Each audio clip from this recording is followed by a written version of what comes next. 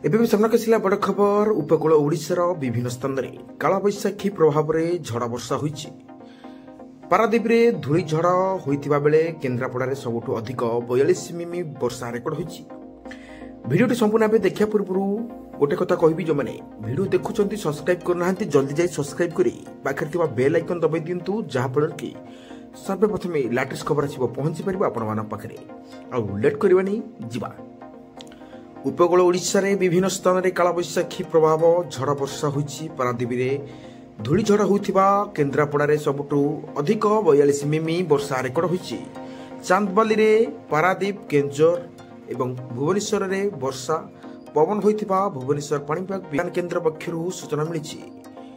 ବର୍ଷା ବୈଶାଖୀ କାଳବୈଶାଖୀ ଯୋଗୁଁ ରାଜ୍ୟରେ ସର୍ବାଧିକ ତାପମାତ୍ରା ହ୍ରାସ ପାଇଛି।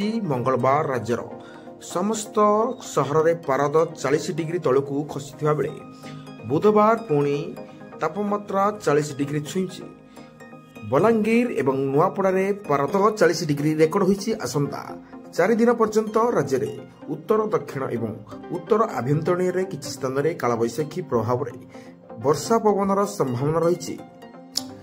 କେତେକ ଅଞ୍ଚଳରେ ଘଣ୍ଟାପ୍ରତି ପବନର ବେଗ 30ରୁ 40 ମିମି ଛୁଇଁପାରେ।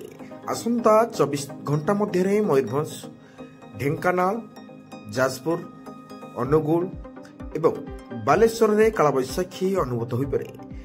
ସେହିପରି ଭଦ୍ରକ, କେନ୍ଦ୍ରାପଡ଼ା, କଟକ, ଜଗତସିଂହପୁର, ପୁରୀ, ଖୋର୍ଦ୍ଧା, ନୟାଗଡ଼, ଗଞ୍ଜାମ, ଗଜପତି, କେନ୍ଦୁଝର, କନ୍ଧମାଳ, ରାୟଗଡ଼ା ଏବଂ କୋରାପୁଟ ଜିଲ୍ଲାର କିଛି ଅଞ୍ଚଳରେ କାଳବୈଶାଖୀ ପ୍ରଭାବରେ ବିଜୁଳି ଘଡ଼ଘଡ଼ି ସହିତ ବର୍ଷା ସମ୍ଭାବନା ହୋଇପାରେ।